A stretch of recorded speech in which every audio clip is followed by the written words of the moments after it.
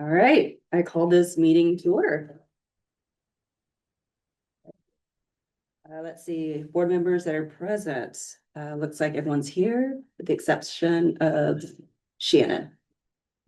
All right, let's stand for the pledge of allegiance.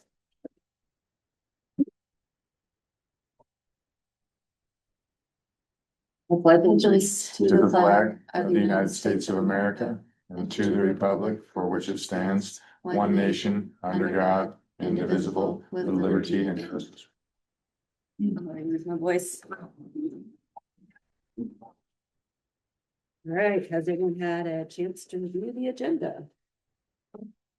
I move to approve the agenda as presented. Second. Is he all in favor? Say You cough about that. Okay, all those in favor? Aye. All those opposed? Okay, agenda carries.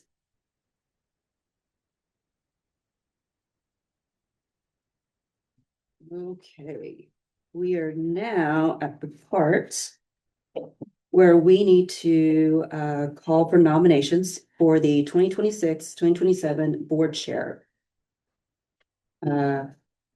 I move to nominate Shannon Swedenborg to serve as board chair for a second year. Second. Second's not really required, but right. Any other nominations? All right. If there are no nominations, do we still need to call for a vote if she's the only one? All right. Yep, you need to close the Oh, nominations. let's see. For all nominations have been heard, that the chair declares nominations are closed. Okay, so all those in favor of Shannon to be the chair for another year, say aye. Aye. Anyone opposed? Right. Motion carries. Shannon is chair again. And normally she would take a slide, but I will continue with vice chair. All right. Okay. So we now call for nominations for the 2026 board vice chair. It is now open. You're current, right? Mhm. I nominate Kat to serve as the 2026-2027 vice chair. Second. Any other nominations? Okay, you guys intend. You already 2 years, right? You have to. Then you're in the groove. Right? All right, there are no other nominations, so the nominations are now closed. All those in favor of Catherine Davidson to be vice chair for another year, say aye. Aye. Those opposed? I voted, I said aye. Yeah, that's okay. All right. All right, the motion carries. I am vice chair for second year. Congratulations. Oh, thank you. Thank you for your service. Appreciate it. Try my best. Your serve. Okay, reports.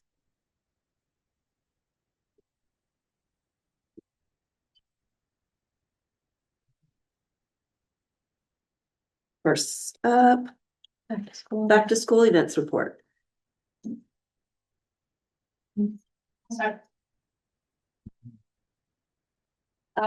Next week on Thursday, we have our open house, so we offer 2 sessions for students and families to come in. We have during the day from 3 to 4, like a low sensory open house for students and families who might need just a quieter environment and less chaos to meet their teacher. And then in the evening from 6 to 7:30, we open our doors to all students to come meet their teacher, drop off supplies, see the building, kind of get those first day pictures so that drop off is slightly less crazy if we can help it on that first day. And we're excited to get students back in the building. We're ready. It's entirely too quiet without them. Thank you. Thank you. Okay, next up, transportation report. Oh, no, nope, sorry. That's cool. Sorry, there's more Cindy. primary school. So student-wise, we have Shark Day and Migration Day, August 31st. So a day for our sixth graders and our ninth graders to come in and experience school without kind of the stress and chaos of everybody else here. So that's a regular school day for our sixth and ninth graders, and then everybody starts on Tuesday.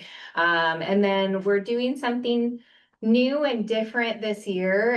In the past, our open houses have not been very well attended from a secondary perspective, other than sixth grade families. And so we are doing an event called One Community, One School. You will see this posted all over the community, in our newsletters, on our social media. And so the idea is to really bring kind of our community resources and partners together. We have over 36 community partners committed to the event, along with all of kind of our own school resources. It's going to be down at Broadway Field. And we have a home soccer game that night. We're partnering with Parks and Rec. We're gonna have events for kids. It's gonna be kind of a little bit of a party. We're gonna have fundraising from our boys soccer team. So a lot of different things going on just to see if we can attract more families into it. We're trying something new. We're excited about it.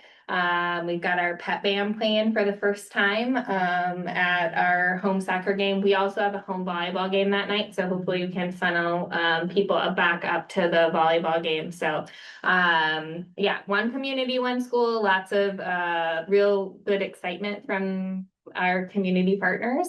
And so we're gonna try it and we're really excited about it. So September 10th, Thursday evening, it's from 5 to 7 at Broadway Park. Thank you. Love that.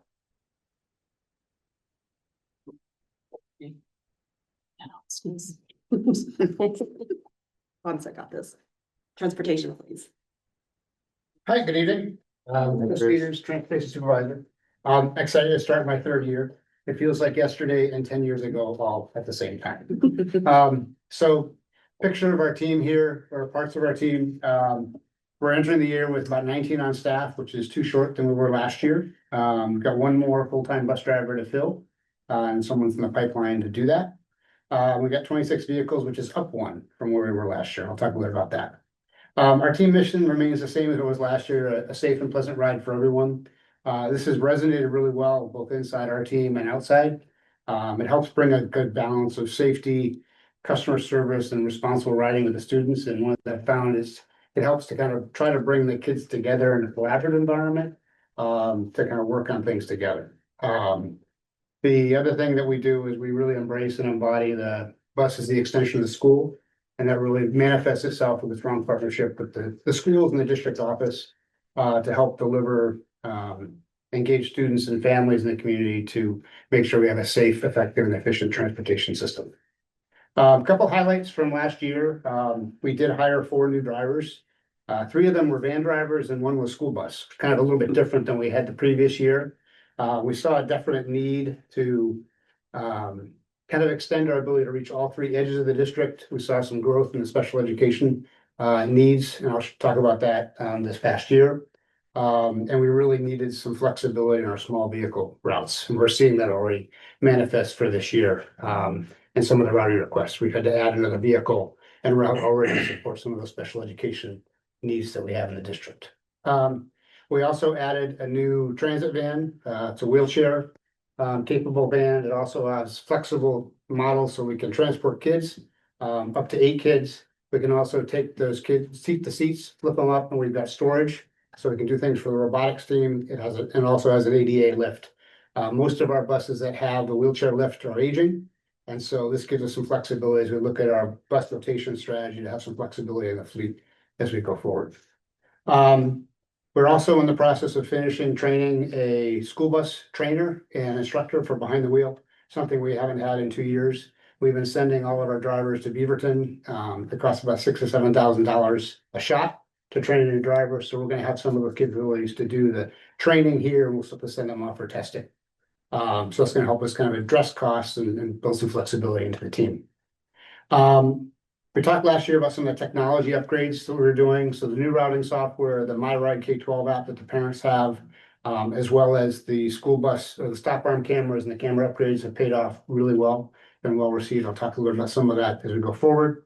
The other thing we did is we had a mixture of communication devices across the buses. Some of them were phones, some of them were radios, and so what we did this year is took it on ourselves. We saw some of the bus radios get installed by a vendor, so we invested in the equipment, we purchased them, and so we've gotten rid of all the cellular phones that are in the buses, which saves us some annual costs, so it's gonna pay for itself in less than a year.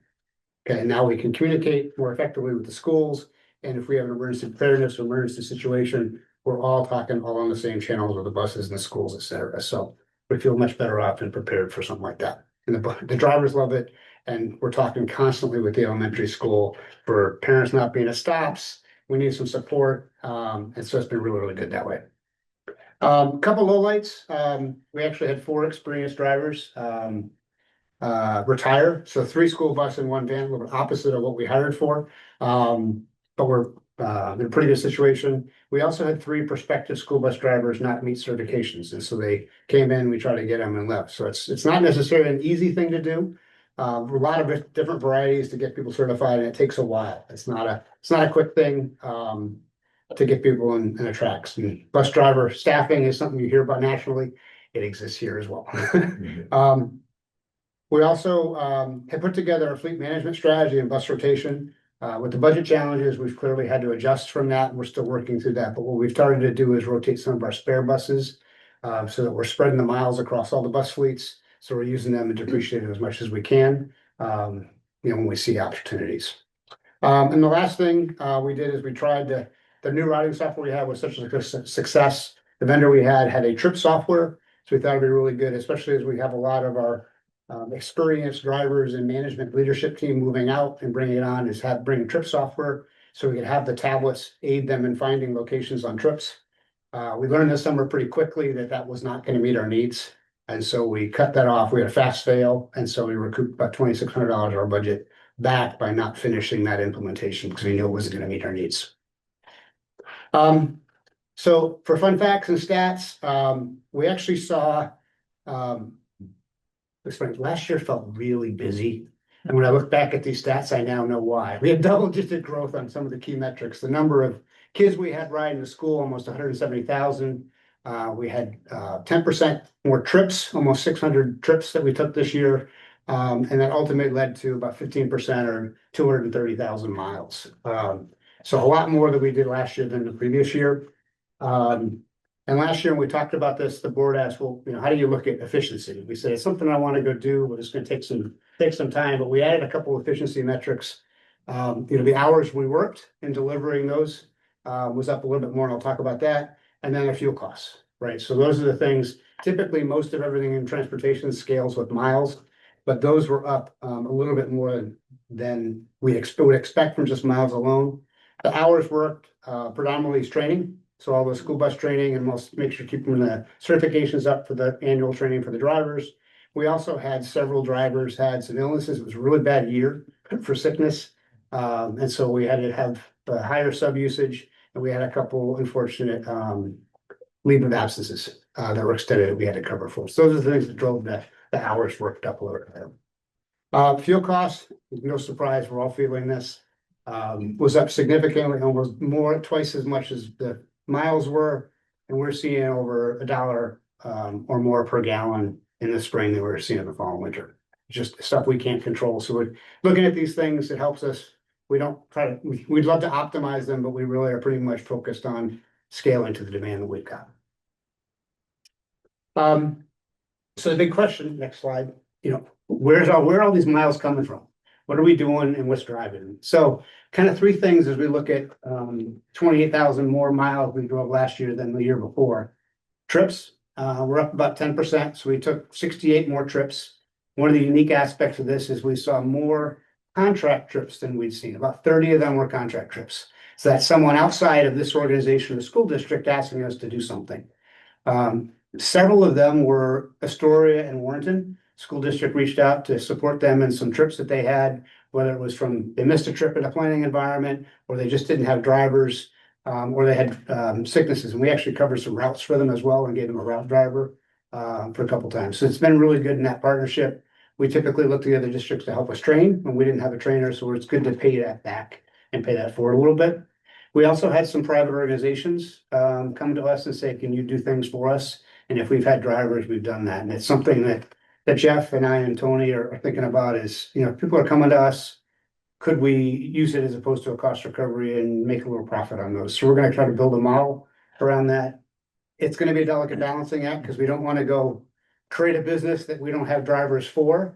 We want to be able to commit to those things that we do. So, and they take a lot more time to plan than the things that we do every day. So we're looking at that, but at least if we've got them, we can do them if there's a way we can get a little bit back on that.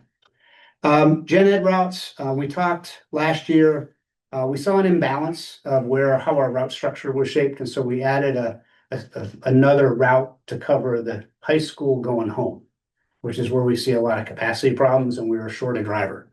And so we added a route there that added, you know, several miles, and it's actually provided a lot better balance for us. And I'll talk a little bit about that in some of the capacity utilization that we have in the slide. But our big driver was sped.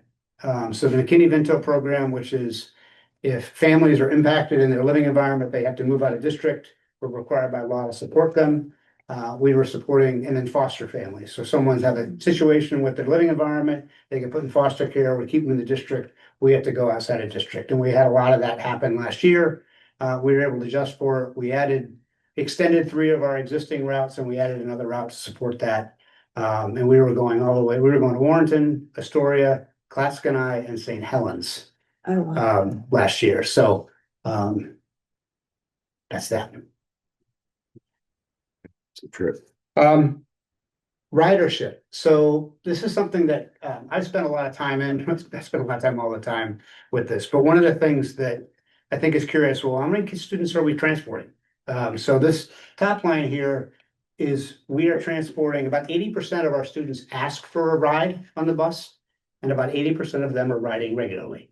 So about 64% of our school is riding the bus on a regular basis. You can see how the average rides per day fluctuate on a monthly basis. And you look at that, so 1,160 families are asking for routing out of about a 1,500 enrollment, which is 80%. And then if you look at some of those peaks in the fall and the spring, we actually get really close to that 1,160 number, where those kids that have asked for rides are riding. What that translates to me is rides per day. Right, so how many seats do we need to be capacity doing? And what is that split for how many students are asking for rides in the morning versus the afternoon? And so we're trying to satisfy 1,720 rides per day, and 40% more of them are in the afternoon. So it's good. Is that corrected for days in the month, like actual school days? Those are just rides per day, regardless of what day it is. The averages, it is. We took it all the ridership based on their badge scans and us badging them on, and we do divide by the number of days in that month. Does Okay, that make sense? yeah, okay. It isn't normalized to that September has more days than. Yeah, that's why February. February is low. Numerator, denominator. Should drive it up. Anyway, it's about Yeah. I'll go take a look. Like the variability I'll go there take a is- look at that and see if that's driven by number of days or not. if it's Okay. just Christmas break, like that's just weird. It's fine. I'll see if there's something real there, if it's just the math thing. Yeah. We do see it change seasonally though. Yeah, Especially as sports get out. We'll see peaks. A lot of the sports teams that are doing stuff outside are now riding the buses, so we'll see that in between seasons. it's interesting. So to support this, we use 38 daily routes. So there's 8 gen ed buses and 2 special ed buses, and most of those do 2 cycles on each morning and afternoon. The thing we do is, while we know that less will ride than actually are requested, we have to plan to that request. So that's typically that 80% of requesting, and that 1720 is what drives our planning on most days. Simply because if we show up and we don't have enough seats, which happens very infrequently, but how do we get them home? Because we don't have spare buses or spare drivers ready with that. What we see is our highest planned bus capacity utilization on our afternoon high school. So high school has more planned capacity and less planned seats. Bigger kids in the same seats, you get 2 seat versus 3 seats. That has a significant impact, and we're using the same bus for the littles as we are for the bigs. Our lowest planned capacity buses are on our longer edge of what I call edge of the district. So if we're going all the way out 26, we typically can't fill that bus up completely and get it all the way out 26 and turn that bus around and come back and pick up the high school kids. So those buses are by design a little bit less full when they leave the school, so that they can get those miles and then be back in the same amount of time. We're dropping most of the kids in town more quickly. And then we do look at this and kind of adjust knowing trends. So we have some buses that are planned to be 100% and some planned to be like 110, 115%. Especially in those high school afternoons. Okay. And we can go into depth on this, but I won't at this point. Last thing is that we put the stop arm cameras in last year. And every year nationwide, the school bus drivers are asked to count how many people pass their buses in one day. And actually you see that 38 to 40,000 million illegal passers per year per school. We see them every day. We counted almost 1,100, a little over 1,100 in our district last year of our drivers just come in, they do a tally sheet of how many they do. And this year with our stop arms, they're able to hit their camera and report or basically ask for a citation request.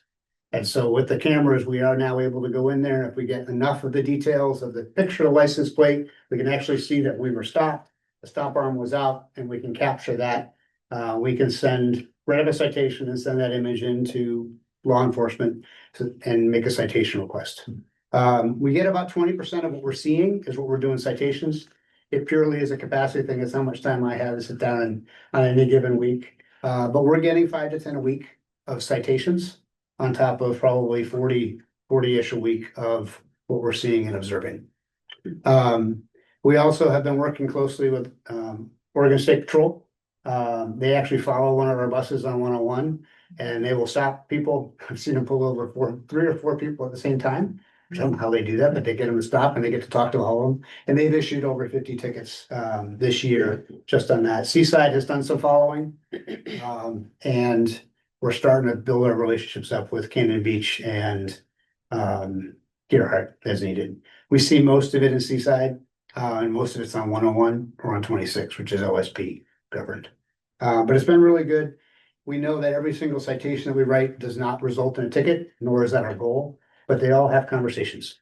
And it's amazing some of the stuff when Officer Gallagher or Patrolman Gallagher comes in and talks about what he's seeing and the types of conversations and what they're learning. It's been really, really good.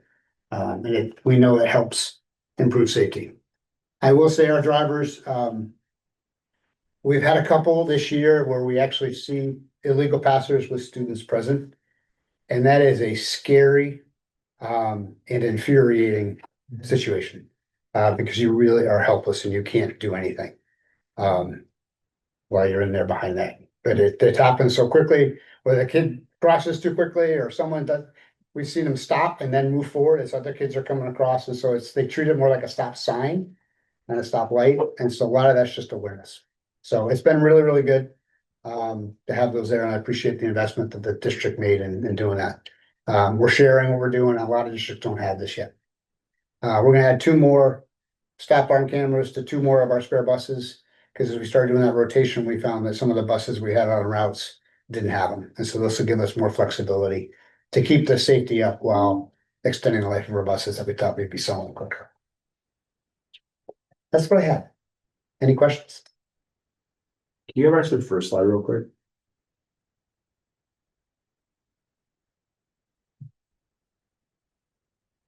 All right, so fuel cost bottom right, that's dollars. That's miles. So if we've seen, like, let's talk about like the longer distances, the special ed trips, the additional ones, like how have overall costs increased, like dollars, just dollars, the whole total cost all in, staff, pay, everything. I'd probably defer to Tony, but from a year-over-year budget standpoint, what we've seen is with the hours worked, and on top of that, the negotiation we had with OSEA, our salaries and benefits are up significantly, Hmm. right? So it's that plus because of the negotiated contract. No problems. Yep. But for additional hours worked, right, like that is up 17%. Like that's what I'm, like that piece and then tying that back. So that's 1-to-1 with miles traveled, close enough. Fuel costs, I get it. It was 80K last year and it was 100K this year. Yeah, I can get you a year-to-year comparison. Well, can you go to the next slide? And then the bottom one is that piece of it, like what's the dollar amount associated with the bottom number? Like that is it. Because if that's 10% of whole piece, but a 50% increase, like what does that really cost us overall? There's two pieces and on this McKinney-Vento is by law, we have to do it. Right, so. I'm not arguing The- whether the- we should. I'm not arguing that we should not do it. I wanna know, I'm just curious, like, what are the real dollar amounts come in here? And that awareness is important. Like, what does it cost? That's all. Yeah, I know that we did a cost on the foster, there was one foster situation, we did that, but again, I think we can extrapolate out of this what it is, what is our overall cost per dollar as a department? Yeah. And then we could use that as a baseline kind of, Yeah, when you change Extension. units, it's hard to follow. Yeah. That's all, I understand that. so, yeah. This is great, Mhm. super good. And you said you're still hiring. You have one open position. We have one open position for a full-time school bus driver we need for to start the year off, and then we've got a substitute bus driver and a substitute van driver that are open as well. Again, to try to keep building pipeline. Typically, I have not seen in my 2 years anyone apply with the goal of just being a substitute driver. Most want a part-time or full-time. And one of the strategies that we've used is I find the most attractive position to get a school bus driver is a part-time van driver. Because most people walk in the door and they've got enough experience that they are willing to go learn how to drive a bus, or they pulled a trailer, or they drove something big and okay, we'll help you train. And most people, when they think part-time, they're thinking 30 hours a week, which is full-time, right, for us. And so there's a pretty good means of how we've seen for that. Okay. So I was thinking with the number of hours worked with the OT, does that mean you increase your FTEs? So if you have one position open. Yeah, I'd have to go look. I did track overtime this past year, and with the way we structured FTE, we've seen less overtime except to do trips. We have not consumed overtime to do routes. It's always been trip duty on top of that. Okay, and that trip duty includes the helping our neighbors like ASD and WSD. Right, and if we do end up incurring overtime charges, we are charging them overtime, surcharging them actual costs. Okay, okay. Yeah. That's good to know. At this point in time, have you found any way to get the Cannon Beach Academy kids back over here? Not without staffing. I think when Susan we were looked at, we'd be consuming 2 buses and we'd need 2 part-time drivers for that. And it's just simply a time and distance is that we're delivering here at the same time they need kids there at Cannon Beach. And so it's just we're collecting from the same places, but they're going to 2 different places or from at the exact same times. And so we just don't have the ability to do that without more investment. Okay. Thank you for how much time you invest in your report and your staff and your students. Thank you. Thanks, Chris. Yeah. Thank you, Chris. Great.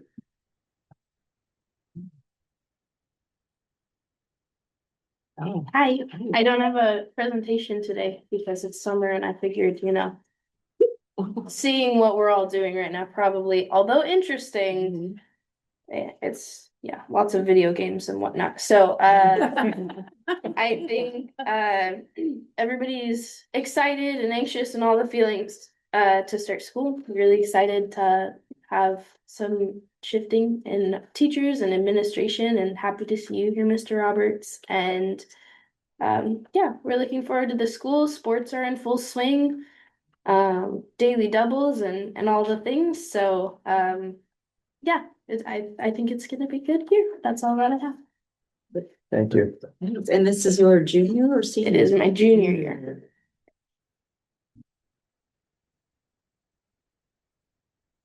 Mr. Robbins. Yeah, thank you everybody for being here.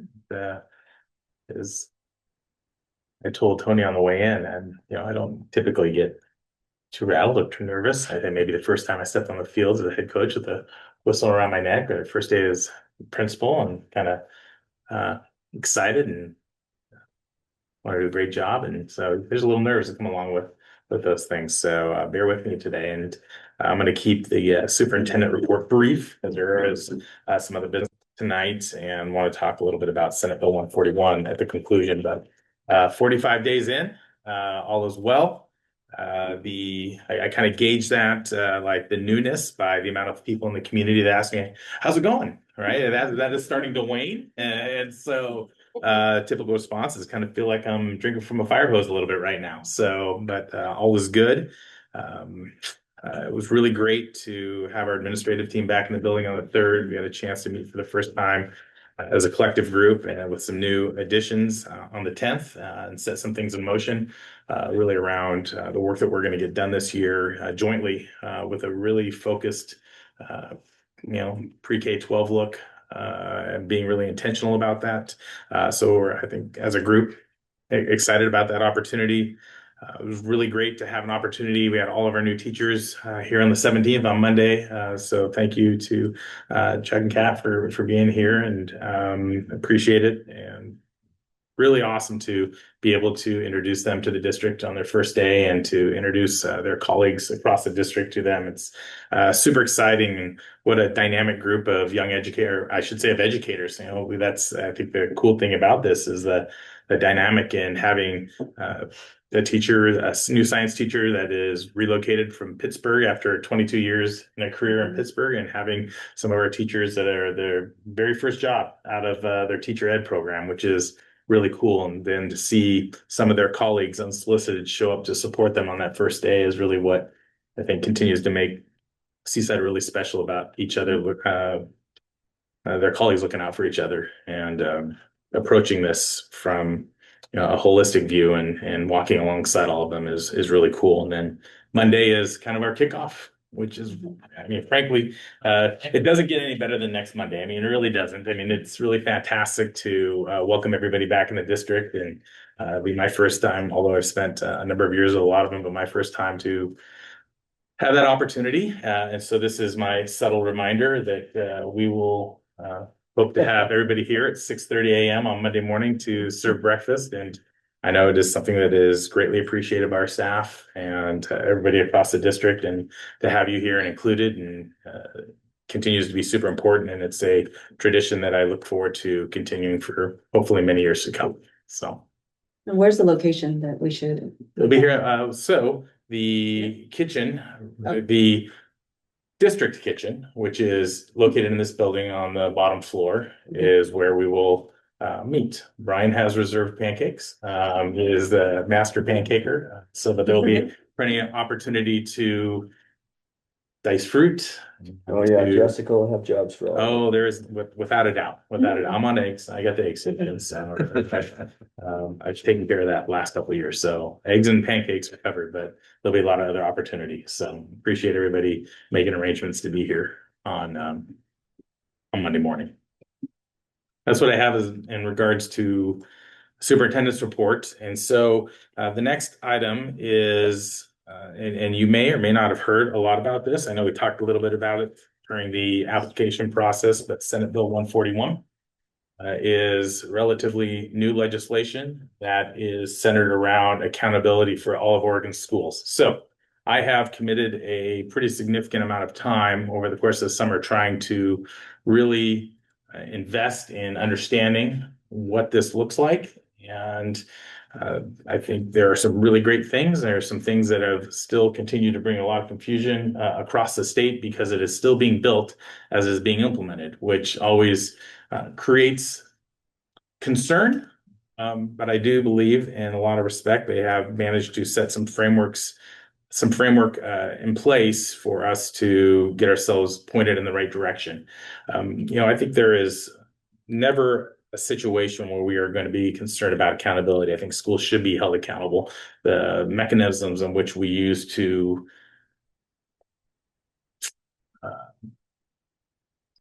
gauge that, Reinforce. reinforce success is always interesting. And so while Oregon has always had a methodology of accountability, this is taking it a little bit further. And if you'll see kind of the 4 bullet points that this is from ODE that they've articulated as to why we're moving in this direction with more legislation, is that they are focused on evidence-based tracking, really helping districts or encouraging districts to set meaningful improvement goals, not the goals that we realized before the pandemic, where we would see 100% of graduation and every student in a 3-year period. While that is certainly our goal, we also know that setting meaningful goals and achievable goals is really important in the work that we do. One of the pieces I think that folks are most concerned with across the state is, what does clear authority for ODE to monitor progress look like? And I will talk about that a little bit more in detail about what their plan is for them to provide support where it is needed. And then again, to reduce administrative barriers is always however you want to interpret that. They have assured us that they are going to streamline processes to allow us to spend less time on the administrative tasks and more time on the teaching and learning and making some decisions to drive that. So I am hopeful. So as we walk, First time for everything. yeah, correct. So, and there, without a doubt, as you'll notice, there'll be some things that are still, you may ask some questions and I may very well say, I don't know. And it may be because I haven't figured that out yet, or it may be because the Department of Education hasn't figured that out yet. One of the things I have engaged in is a working group of superintendents across the state to designate a work group to help support ODE in this work and guide them. And I think it was really important for me to get up to speed and to certainly have a voice from the North Oregon coast. So there's about 20 of us from across the state that are working through a COSA group to support this work in conjunction with ODE. So as we work through this, I'm going to have, you may have some questions. I will do my very best to try to articulate those, but I'm going to give you kind of the 10,000 foot view, a little bit of information about our data, and then kind of what our goals are, where we're headed, and how we're going to work towards achieving those. So Eli, if you wouldn't mind. So as I indicated, there have always been accountability measures. And previously, in the last few years, we have measured what are called longitudinal performance growth targets, which included 4-year graduation, 5-year completion rate, 3rd grade reading, 9th grade on track, and K-12 regular attenders. Those will remain. Those are going to continue to be metrics that ODE focuses on, in the addition of 2 additional metrics, which is K2 regular attenders, as well as 8th grade math. So those seven are the base metrics. And then ODE has given us the opportunity to elect and select one additional local performance growth target. And so you'll see it there, whether that's 5th grade science, academic growth, career workforce readiness, multilingual proficiency, and post-secondary readiness. The Seaside School District has elected to utilize post-secondary readiness. What that is a measure of the amount of students in a cohort that have either successfully completed a AP, IB, or a dual credit class. So that is one of the things that we have in place that is really easily measurable, that is very clear. And frankly, we are doing a pretty darn good job of currently. The others, while important, are still in progress and not as clearly defined perhaps, or as established as maybe some of the others, for our case. So when you look at, Eli, next slide, please. When you look at what ODE is set out to do, they have set out, next slide, there you go, thank you. Sorry, I tried to make it as big as I could. There's bigger numbers with both of these glasses. Thank you. So these are the statewide targets that have been adopted by ODE, or I should say, this is the metrics that we're looking at for performance growth targets. On the left-hand side, you will see the 7 base targets that they have identified that we will be measured on, the 24-25 actual state data, and then the statewide performance growth target goals that they hope that districts will make progress toward and or achieve by the year 29-30. Below that are the actual rates of the local performance growth targets that they have identified as being able to choose one of, and the actual rate and the statewide performance growth target. You'll notice, I thought one of the very most interesting things was academic growth seems like a pretty natural thing that you would want to measure, right? I mean, that makes a lot of sense. And you would utilize interim assessments and different mechanisms to gauge that. I will tell you that I would be shocked to see any school district across the state select that, because they say you can select that. However, we have not defined how we are going to measure it yet. And so when you look at an accountability standpoint, I am reluctant to select something that I am unaware of how they are going to measure it. It kind of made common sense to me, but I think we will see most districts follow suit. I did ask, so if we elect to do that, because it makes a lot of sense, but we see the metrics and don't think that makes a whole lot of sense, can we re-elect to reposition ourselves to pick another metric? They said no.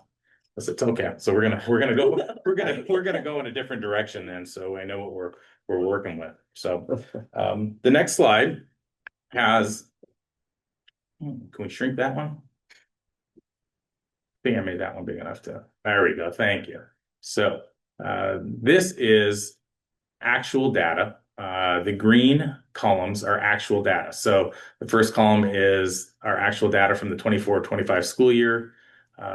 The second column is the actual for what are called focal groups. And I'll talk a little bit more in detail about what a focal group is. Because part of Senate Bill 141 is not only looking at overall student achievement, but a focus on narrowing the gap between the general population and what we would identify as focal groups. And I'll articulate what a focal group is here shortly, so there's not any questions about who that represents.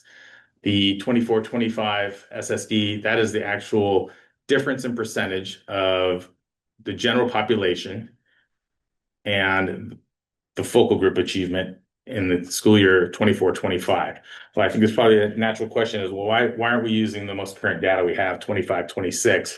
And that is because that data has not been made available and confirmed by the state yet. So we are setting our targets based on essentially the most recent data that we have that has been confirmed and verified, which is a 24-25 school year. And that is not atypical. That is pretty standard that we won't see that actual confirmed data until later in the year. We won't see graduation data till closer till, I mean, for the 25-26 class till closer till January. So, and then what you'll see is the actual state data, the 29-30 goals that was represented in the prior, and then the 29-30 state gap closing percentages. So when you look at this data as a snapshot, you know, some of the things that are outliers, and one of the things that we're working on as a group is to really identify where are those focus areas and such. And we can't necessarily focus in one area more than others. However, I guess what I shouldn't say, we should, you know, these are all incredibly important. What we also recognize is there's some areas of opportunity and growth and more specific areas than others. The thing that I think is really pretty great is, not in all cases, but in a lot of cases, if you look at the actual versus focal group gaps, we're in really pretty good shape compared to where the state is asking us to get to in the next 5 to 6 years. Now, again, there's some outliers when you look at the third grade ELA. Our actual data is above the state goal for the 5-year period, but what we do see is a gap in that gap from last year. I think it's important to understand too, that is a snapshot of 1 year of one cohort. The 2 years preceding that were 4% and 6% gaps that don't necessarily represent a true historical picture of what those cohorts of students have achieved. Jeff, is there a big educational jump in third grade? Like it's standing out. Well, I think there is a lot of data that supports that students that are able to read at third grade level are certainly on a trajectory to be much more successful. And I think that's why that is one of the primary measures. So what is a focal group? I think that's a really natural question. If we look at the next slide, when we look at our focal groups, it is a combination of students that might meet this criteria. One of the challenging things is, as a school district currently, we don't have access to an algorithm or an equation that would allow us to figure this out ourselves. Sorry, this list is Yeah. interesting. Yeah, and it's because the reality is in that list, we may have students that meet several of those criteria. While we can extract each one of those data points individually for any particular metric. So if we were to take, K2 regular attenders and we wanted to know that, we wanted to disaggregate that data and look at our students with disabilities, we could do that.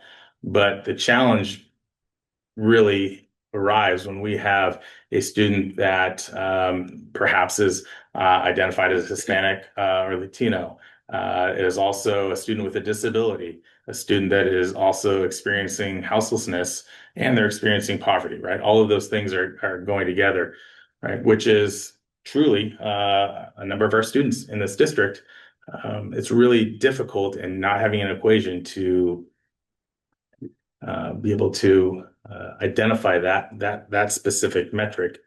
However, we can disaggregate that, look at the data, for those specific groups, and we can draw some conclusions about the students that are maybe not meeting the targets that we're hopeful of. So they just have to meet one of this list, Mm-hmm. and then they fall into the Yep. focal groups. Correct. That is my understanding. But we have students that may meet several of those criteria. Right. Right. That is interesting. Mhm. Next slide, please, Eli. So where are we headed? So this is a chart that outlines, again in green, the actual that we realized in the last and most recent year that we have accurate data for, the goal we are setting in 26-27 to meet, and the 29-30 base goal, and then the state goals that they've identified as the targets for each district. So when we look at those, I think it's really, really critical for people to understand that our goal is certainly to exceed the goals that we have set for ourselves. But when I outline what the ramifications and the unknown ramifications are for not meeting those goals, I think this becomes a little bit more tenable. I certainly hope that in 5 years we have more than 66% of our students regularly attending school. Right, that is something that we are going to consistently work toward. I hope that in 29-30 that we are going to have more than 76.8% of our students graduate from high school, and we're going to be able to narrow the focal group gap. Right, those are things that we are going to work towards achieving. That being said, I also want to make sure that we are approaching this from a responsible manner, because ultimately, and I will outline the reasons that the state would intervene, I think it's really important to continue to maintain as much local control as we can. And when we talk about things like coaching, we talk about the state taking over 25% of your budget and dictating what that looks like, I think it makes a lot of people nervous. makes a lot of people scared when they think and when they haven't been able to articulate what does that look like? What does coaching look like? We are in the midst of a state that has a significant budget crisis. In my opinion, has not funded education adequately, but yet they're prepared to contribute resources to outside agencies to come in and support districts as opposed to giving them the finances and the tools that they may need to do the work themselves. So how did we arrive at these goals? We worked with the Northwest Regional ESD. The ESDs across the state have been tasked with supporting districts in meeting these goals and setting the standards and helping them submit them to the state for verification. This is their planning template, and what you will see on this is just a snapshot of one of the metrics. This happens to be our 9th grade on track. You'll see 21 through 25 data, what that looks like over the last 4 years. You will see the historical data on the left-hand side of that gray column. And at the very bottom is the percentage difference of our general population versus our students identified as belonging to the focal group. What you don't see on there, when you look at the right-hand side, the 86.8, 87.9, they provided a tool that allowed you to set your goals and through the guidance of the ESD and with the other superintendents across the state, there is a box that turns green if the state is going to accept them, and there is a box that turns red if they aren't going to accept it. And so one of the key components is increasing that baseline while also decreasing that focal gap, that gap of focal students over the course of those next few years. Next slide, please, Eli. So when is a local performance growth target met? It is met in 3 different ways. One of 3 ways, I should say. Not all 3 of these have to happen. Your baseline target is met as well as your gap closing target is met. Your baseline target is met and you make progress toward your gap closing target, or your gap closing target is met and you make progress toward the baseline target. All right, so all of those things could happen. All of the things we hope to have happen, those are the things that we are striving for. And it does give us a little latitude to miss a goal as long as we are making progress in one of those 2 areas. So what happens if we don't do that? That is the big question, and I think that is the concern that is surrounding this new accountability system. So when we look at what does that look like, Eli?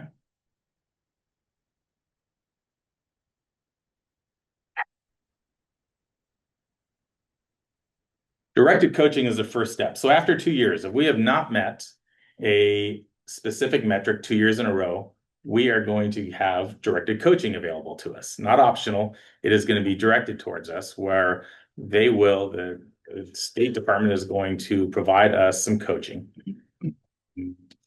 And that is going to be at the minimum for 2 years. I don't know is my answer to what does directed coaching look like. They have not defined that. They have not identified whether or not they have the personnel to do this, whether or not they have the personnel to verify all of this. And so there are a lot of unanswered questions right now. And a situation could be, and again, I think it's really important to identify that it is the same metric 2 years in a row. So if you look at this graphic and in 26-27, we did not meet our 4-year graduation target, but we met it in 27-28, but we did not meet the 9th grade on track target, right? We are not going to be put on directed coaching because it has to be the same metric. Of the 8 that we are being measured on, it has to be the same metric 2 years in a row. You will only get coaching in that metric though, or will it be? Great question. All right, cool. That is a great question. I don't know. We'll come to find out. That's right. Got it. So what happens if after directed coaching, we don't meet our metrics? Next slide, please. We enter into intensive coaching. So Chuck's heard, I mean, this is, not probably new to Chuck, and it's just being called something different. And so we will enter into intensive coaching. So there are 2 pathways to intensive coaching. So one is the district has not met performance growth targets for 2 or more metrics for 3 or more consecutive years. And then pathway 2 is the school district has participated in direct coaching, but did not meet the performance growth targets. So if the state fails to provide adequate coaching, we get intensive coaching. Yeah. And the assumption is they have the expertise. Yeah. That is beyond any expertise we have in the classroom that are working with these students. Yes. And our That- committee, that These people are better at it somehow, Yeah. in some measurement. and are going to commit, and OD is going to commit the resources to hiring those people. Yeah. So It doesn't come out of, well, I don't know if you know this, but it doesn't come out of our budget, that ODE's budget, coach. I don't know that it comes out of our budget yet. Okay, yep. We might be talking about this later, but I was also wondering, is there a financial incentive if we do meet targets? No, Okay. there's, It's the intrinsic reward of meeting targets. Mm. yes. Yeah. So what happens if we find ourselves and the intensive coaching doesn't work? Next slide, please. Bum, bum, bum. We are eligible to have 25%, up to 25% of our funds that we receive in both our SIA grant and our state school funds directed at the authority of ODE to use as they deem fit for us to meet those targets. So please understand that when I look at these things, it makes me nervous. And with a system that is not yet clearly defined, we as an administrative team, and I will own this, set goals that we believe are achievable, that we have the ability to make, but are not going to put us in a position that is going to compromise our ability to retain local control, to not have 25% of our state school fund redirected. And that we will certainly aim to exceed, but are not going to put ourselves in a position to guess and lose control of. So we can, So yeah. I love this. I love it. Wow. And especially when we do it initially and we're like, hey, we're not gonna hit these numbers. It's 5% growth in certain metrics year on year for the next 4 years. Not gonna do it. Cool. Right back to ODE and be like, all this stuff that you're gonna force on us in 4 years or whenever, we want the resources right now. Like, what are the tools? What are the references? What are the assets? What do you have that is clearly the silver bullet to this? Like, let's get those now. Let's get those resources right now. Like, sign us up. Sounds good. Yeah. Like, sign here. And I mean that a little bit, but the problem with this is it incentivizes low goals. Mhm. Because if you hit your goal and if you keep it low, you'll hit it, you'll never get in trouble. Performance doesn't improve over the next 5 years, or it does, but just a little bit. More, yeah. And you still incrementally, miss. sure. Like, I love your walk, hate your colors. We will find out over the course of. That's one thing. I need people. When do we put this in, can you go back a few slides? People offered, and I said, "No, I got this." When is your eval? I mean, heard loud and Can we clear. make a note, can we make a note? to Yeah. Comment on the eval for quality use in the tables. Sorry. The really obnoxious one. If that's the One worst more. thing that I do. There we of go, course, that's I it, think everybody. So let me just get this right, like, this is, again, version 1.0, Jeff. Yeah. Like, I get it, but like, this to me says we're rolling over and showing our belly in every single performance metric. Like, we're not gonna get to the state goal, right? Like, and these are realistic walks, 3% improvement with the variability year on year of classes coming in. I don't know how you plan for that. I don't know how you correct for that. If you know you have a 3rd grade year and there's a wild swing, but it isn't a 3-year rolling average, like, how do you know that's coming in? How do you fix that in the 3rd grade? It's great. It's a great point, right? Yeah. This is not longitudinal data we're looking at. We're looking at cohort by cohort. It's by just- cohort. yeah, With that's 100 kids in right. a cohort, Right. it could vary One chance you could, for sure. yeah, like, Right. I don't know how you do it, but it's incentivized us to do a very laws, and to still not meet state numbers. Yeah. However, I would say this. These goals are low, may keep us out of trouble, but there's nothing that says we can't exceed and blow past those goals I know. as you work towards improvement. Well- We may go way past those goals. But I think that if my comment to that is like, how? Like, what would it take to exceed it? Like, and that's the question back to you and staff Yeah. is like, Yeah. okay, this is what I need, what I think I need to hit 2%. This is what I think I need to exceed it. Mhm. And you're throwing darts in, you know, with your eyes closed because you don't know what's coming in year on year necessarily. Yeah, that's fair, and I think that it's absolutely accurate. I think one of the things I want to talk about just at the end is this has driven us toward a, I don't think there's any educator, anybody in this building that doesn't believe that growth is possible and doesn't want to see growth. I would tell you that I think, and at no fault, we have worked at times in different directions, and I think what this has done is brought us to a place where we need to have some collective efficacy in ensuring that we are all focused on the same things and how do we support each other and what can the secondary building do to support the element and vice versa. And I think that starts with my team and really looking at that cohesively versus in isolation. And that's one of the things that this has driven. And so what do we need in order to do that? I mean, we need time to be able to do that, to start looking at data meaningfully and to disaggregate it and to put some systems in place that we have the means to do that'll help us do that. So I would say, yes, would I love those resources now? Absolutely. What you say makes complete sense. In the absence of those, I do believe it has brought some focus to our team that we will work to deliver. I struggle with the top down mentality, right? This is not, we are going to dictate that you do X, Y, and Z, but I think it really highlights an opportunity for everybody to work collectively toward some really identified goals. Like I said, a little tongue in cheek there, but I do believe in that. There's also a communication strategy here when we talk about levies next year and what those resources will be put toward and actually talking about, we suck at third grade. What was the bad one? Eighth grade math. We stink at eighth grade math. Stink is a loose term. Here's what we're going to do to fix that. Yep. Here's where we put those resources forward to close that largest gap.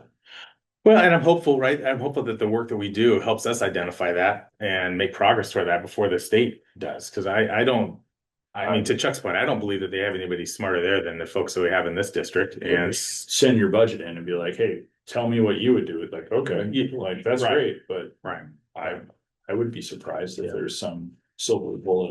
Yeah, when you're up here and you politicize, let's have higher standards. That's easy to do. It's great fun. It's great political. School's broken. We've got to improve it. That's been the rhetoric forever. Yeah. And teachers agree that improvement is a goal. Nobody's opposed to that. We all want to see improvement. So they buy in. But boots on the ground, you're facing this classroom of students and you're busting it. You're doing everything you can to get improvement. And somebody says, well, there's a magic number here that we may have to send in coaching. Yeah. It's like, and the coaching we've seen in the past has been people that haven't even been in the classroom for years. And they know what to do better than the people that are there. Supposedly. It just gets frustrating on many levels. And you've heard me say this. I mean, here's one of the other caveats to this is that when you look at a couple of these metrics, in particular, third grade ELA and eighth grade math, right? It is on a one-time test that students still have the ability to opt out of. Oh, it's that one. That one. The performance Yeah. growth Yeah. target Yeah. metric is indicated by ODE. Those points that The percentage they- is based they- on all of our kids, they- not just the ones who take the test. They selected the metrics. They selected 7 of the metrics. We have a choice of one of 5 for the local metric, and we selected post-secondary readiness. The answer is yeah. Well, and eighth grade math at the state level was only 28.9. Correct. And And they're it's they're like- predicting it's a 100% increase in Yeah. It's like, Yeah. what are we asking them to do that only 28.9? yeah, thank you for pointing. I was like, Yeah. it's like nobody's making it. So it begs the question of what are we asking them to make? Mhm. What are we asking them to do that Mhm. nobody's doing it? It doesn't add up. Yeah. Sorry, that was not a pun for math. Yeah, so I got 2 more points. I want to kind of identify the other component to this. Eli, if you wouldn't mind going to the one that says what are interim assessments. So another component of Senate Bill 141 is a requirement to implement interim assessments 3 times a year. Good news is that is already a practice that we are engaging in here in the district. It's K-8. And so, what are interim assessments? It's another data point. And this is truly, when we talked about that metric about measuring academic growth, this is one of the data points that is going to help us most accurately measure that. And we are going to be able to use that data to see trends. And this is, we envision what we currently do is, a baseline test in the fall, a winter monitoring test, and then a spring monitoring test to really look at what academic percentile growth looks like, is what interim tests are. Next one, please, Eli. Are those tests mandatory, the periodic benchmark? They are, Okay. yes, they are. But those are only K-8. They're on K-8. That's correct. We are currently doing them K-10. Yeah. The And so- test that kids can opt out of at this point. Correct. Is there a plan to get the kids and the parents to take those tests more seriously and get greater participation, and get those scores up? Yeah, and I again, I don't have a ton of visibility to what this looks like yet at the elementary school. I would tell you that I know just kind of from a trend wise that I would say they are more reliable in 3rd grade than they become in the 11th grade, Mhm. right? I mean, Okay. that's probably, and so I would love to tell you, yes, Chuck. I'm not sure 100% how I do that. I don't know either. but Yeah, no, I I'm mean, just when you- hopeful that we can figure something out. I would agree with you. When you look at what it looks like to take those, the SBAC now, OSAS, it's a number of different acronyms. The reality is, I don't know, Kate and Wendy, I mean, what's the average amount of time a student spends taking one of those assessments? 8 hours? No, No, 3 hours. for For all In 3. totality? in totality. Yeah, probably closer to 8. Mm-hmm. Like by the time that you're testing Yep. and get people logged in and you practice that, like Guess that, the big question is, how do we incentivize, how do we get them to understand the importance? How do we get the critical message across Mhm. to get the best effort? Right. Is it a full day thing? Like, do they just not show up to school? Or is it just, they decide, I'm not gonna go to this one class? Like, how does they just We- opt out? Best practice is not to have a kid sit down and try to take a test for 8 hours a day, right? Right. I mean, and I think for anybody, not just a student, but anybody in the world. And so what we've tried to do is split them into half days. Mm. And so there might be a 2 or 3 hour testing window for half the, I'll kind of look at the 8th graders or I should say, look at high school. That's my most, recent example where we'll have our testing window in the spring and we'll have a schedule and LMA sit on Monday for 3 hours in the morning and then on Tuesday, 3 hours in the afternoon, and then come back either Thursday or Friday or next week and do the same for math. I mean, that's kind of what that looks like. But that's your point, if the student skips the day or whatever, we will go find them. Oh, okay. We will try to find them, yes, and try to get them. But then again, right? So then there's resources in getting those kids that don't attend. They're missing class additionally. I mean, it's just kind of this snowball. So to your point, Chuck, I think as you ask that question, right, the wheels start turning. What does that look like? And maybe I think there can be some intentional messaging around, right, this is really important.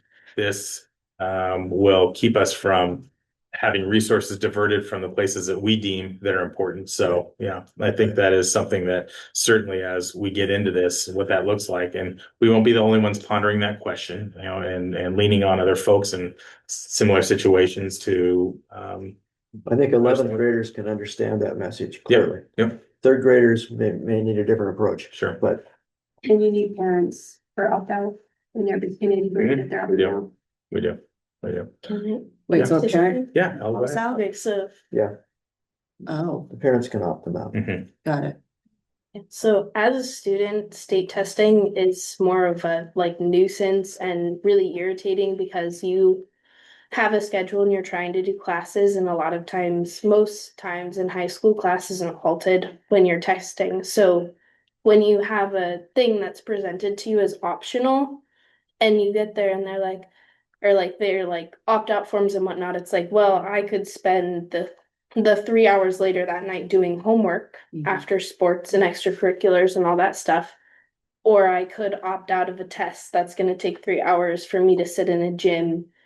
And it's, as a student, it's really, really hard to see the benefit of any of that when the scores don't affect things that we deem as important, like graduation or like, oh, well, I could spend the time studying for a test colleges are gonna look at. It's like, it doesn't add up in our heads, and it's like most students don't see this side of it, and so it's really hard to sit in a gym for 3 hours and go, what's the point of this? And then the kids who do not want to be there and are still sitting in the gym just click through it, you know? Thank you so much. I'm serious, thank you. Yeah. Yeah. So Eli, if you wouldn't mind sharing the last slide in this, and so just Jason, I think this, kind of goes back to your point. What does this look like, and what is this? Are we going to harness this? And I want to thank Wendy for putting this together and really providing us a concrete framework to really start being intentional about a process to look at this and making some real data-driven decisions collectively as a team. And so one of the things that we're going to utilize is some data protocols to make some decisions, and then in turn ask all the folks across the board that have an impact on this to utilize these steps to be really intentional about making the decisions on where we focus resources on the programming to ultimately support kids in their learning and not only achieve but exceed the goals that we've set forth. So I know this is long, this is a lot, but I think it's really important. I mean, it is I hope school boards are being made aware of this across the state. I think they are, but I want you to understand kind of what the things that that are going to drive, our focuses and our action, over the next number of years, unless, something happens with the election in November, this could go poof. I want to add to that is to show gaps in what you find on here, right? This is a great slide, but this is what we have determined we need to do. This is what we can do with the resources we have. And this is what we can do if we had these resources. And it can't just be the latest app or anything else. Right? No. Like I get that, but this also cannot be on the backs of staff either. And if we're talking about it, let's talk about those gaps. Let's be very honest, put that back on the board. To help at least discuss it, quantify it, make those determinations. I think of this really dumb TV show where you shout like the carpet soap and you pour it on and they're like, you just shout it out. And the person yelled at it and said, get out. That's not how soap works. Yeah. So like, we can't just yell like, do better. Yeah. Without putting in the work of the resources and everything else. So you can't just yell at teachers, do better, and students, take the dumb test, I don't care. Like, let's just bring it all here.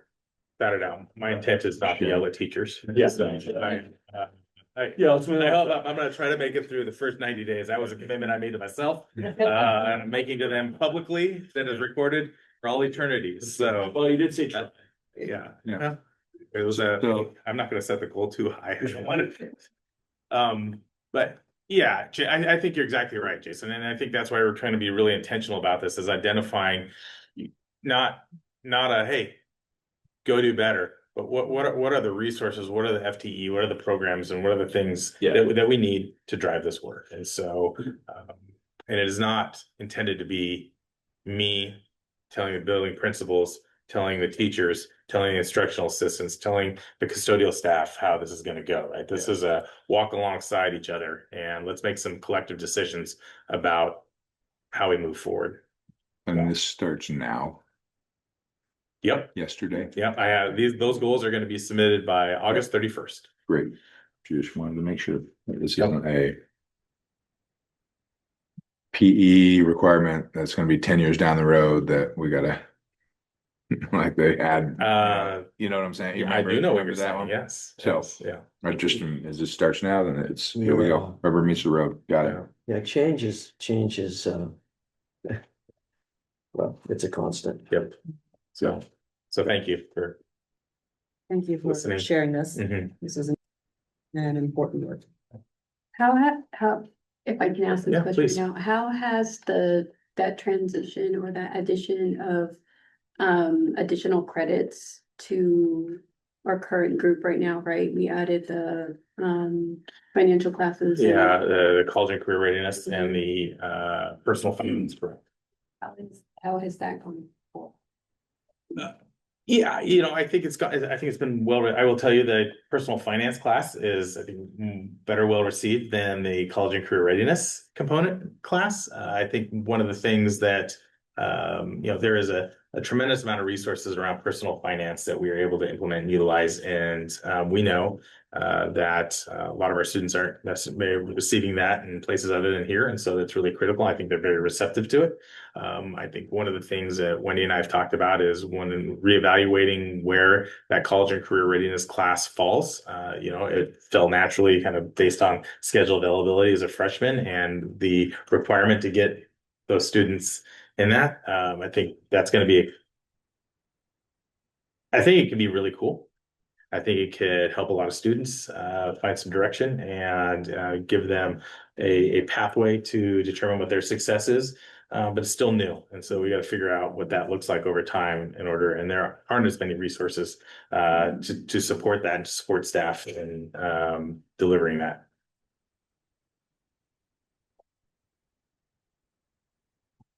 Right. Cool. Thank you. You're welcome. Okay, Tony, you're up. Hey, everybody. So I do have some good news. No, I do. So we had an improvement in July and August tax revenue. People are paying their taxes where they weren't before. Well, were slow to before. So July, we had 345,518, and August, we had 265,599. Last year, we had 248,000 for July, and August was only 135. So all total, that's an increase of 227,281. Great, love that. Because the tax revenue for July and August are for last year, we do accrue it back to the prior year. So you're not going to see those on the July spreadsheets, but it will be in our audit for last year. We are getting state school fund payments. So far this year, we've received $232,092. There will be a recalculation every few months. They do a recalc. We will have a better estimate as soon as our enrollment is submitted in October and they do the recalc in November. So really great to have that help. We start our interim audit for 25-26 next week. We are continuing to be virtual with Polly Rogers, and I do anticipate a long but smooth process with them. Is there any questions overall?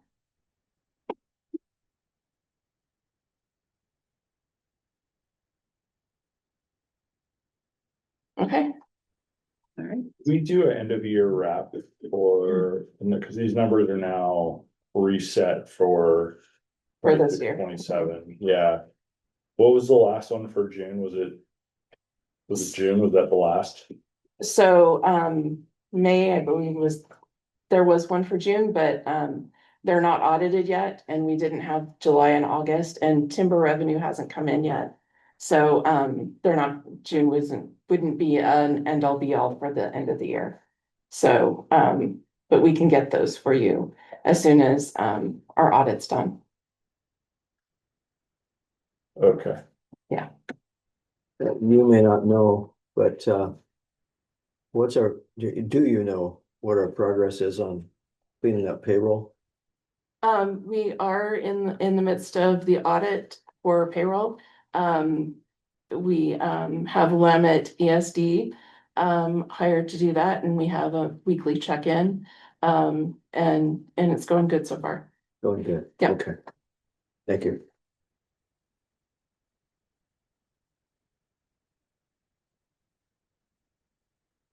All right. Union reports.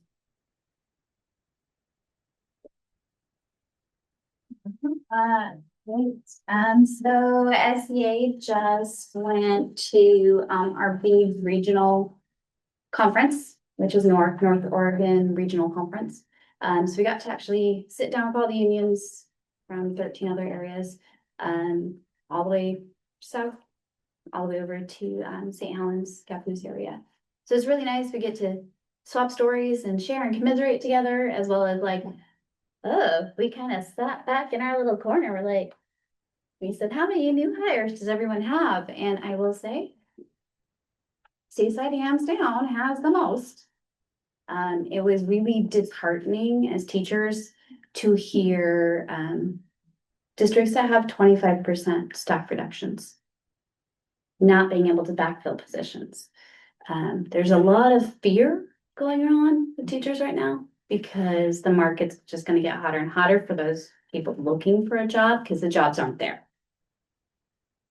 So there's a lot of uneasiness going on. We did hear some really positive things with negotiations for COLA rates and such, where districts are working really well with unions. Not as much contention, but a lot more collaborative, which was really nice to hear. So we went to our conference, we had some fun, learned some really great things. We heard a lot about Otis, which is the investigative services. Asked some big questions on that, and kind of just like Jeff got with the Senate bill, we're not sure implementing, we're not sure how. And if you don't know what Otis is, that's the investigative services. Anytime a student reports abuse, neglect, or anything like that, there's a special department that investigates that outside of DHS or Child Protective, specifically for school environments. Don't ever look at the numbers, they're very scary. I'm saying that with the heart of like, I'm a teacher, because the numbers are skewed. They're very skewed in their data. So, but it was nice to know that we have that resource available to us.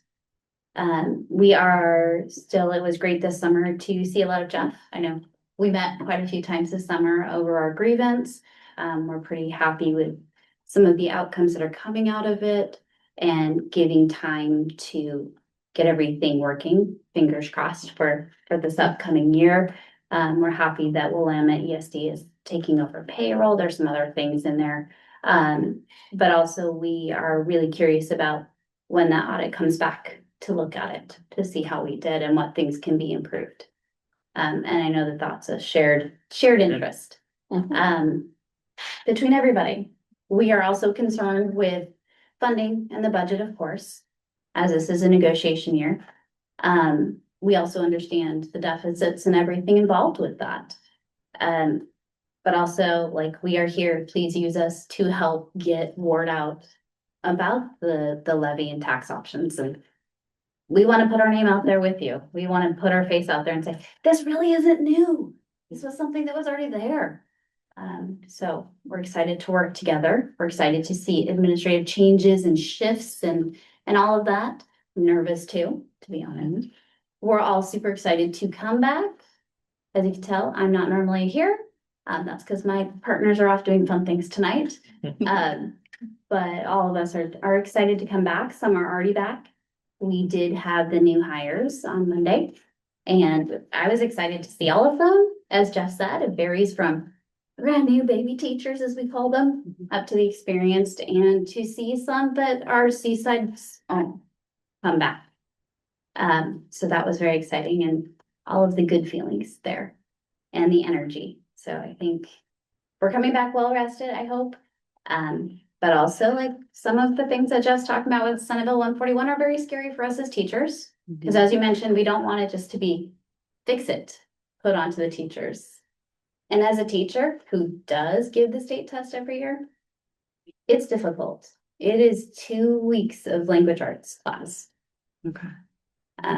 That I give up to do the test, as well as another week and a half before to prep kids for the test. So it's a big deal. I try to make it fun, but I also understand parents who opt out. Because as Ella said, it's a lot of time. So, but yeah, as far as everything else goes, we're excited for the year. We're excited to come back. Looking forward to Monday.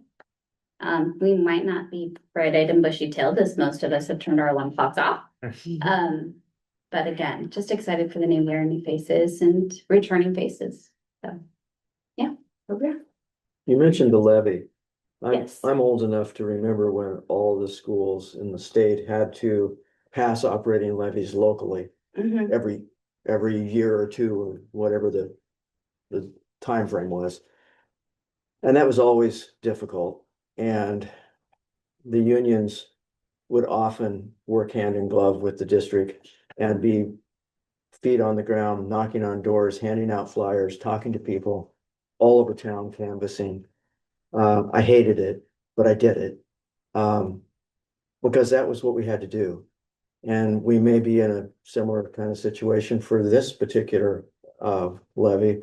I don't know if Jeff's got a plan to work with you or not, but I hope so. We've discussed it. Okay, And we've said we are ready, willing, and able. If perfect. that's what it means to keep teachers here, of course, we're gonna do everything we possibly can.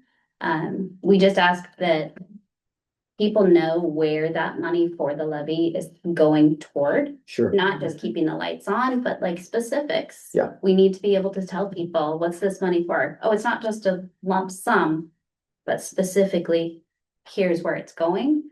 If we can get a breakdown from that, we have more resources available to us through OEA as well. So we are, like I said, ready, willing, and able, and do we enjoy doing it? No. No.